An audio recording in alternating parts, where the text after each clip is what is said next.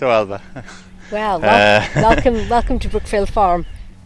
So you've asked about seeding, Yes. how I reseed. This year we ploughed. Sometimes we try and stitch in grass to existing meadows, but we ploughed this year. So you plough, you harrow, you make a seed bed, you sow grass and forage crops, and then roll it. And that's all you have to do. There's no need to spray Roundup.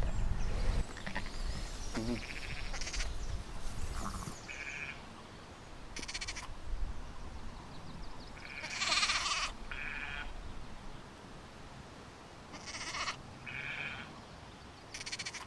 Look how heavenly it is. It's beautiful, isn't it?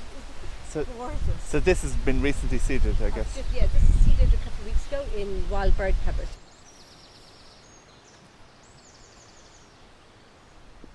So that field had been growing barley for probably 40 years, year after year.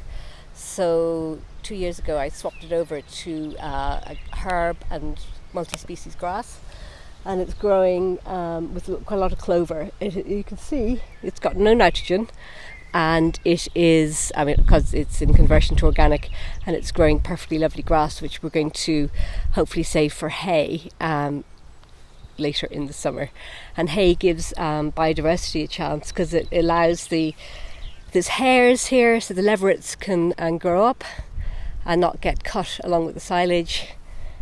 And it's fringed with the wood, the broadleaf wood, so that gives us a huge opportunity for more biodiversity, because we have an edge situation happening here. So there's the kestrels and the buzzards, and sometimes there's the white-tailed eagles, and we have snipe and all sorts of things around here because it's the lake shore.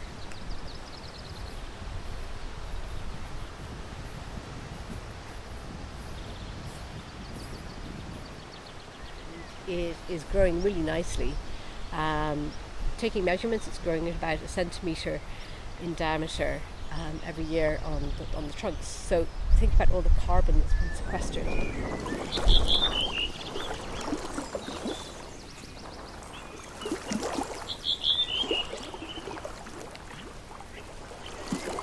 Yes, so we're at the very end of the farm with Lough Derg behind us.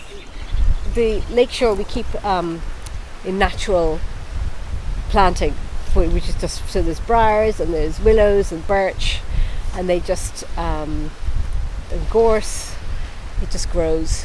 And you're looking at the artwork now. This is model plot, Deirdre O'Mahony's artwork. Yeah. Model plot, which is really connected with our overall project, Field Exchange. So model plot by Deirdre O'Mahony exemplifies and sort of shows, particularly to agriculturists, to farmers, what we're hoping to achieve with agriculture.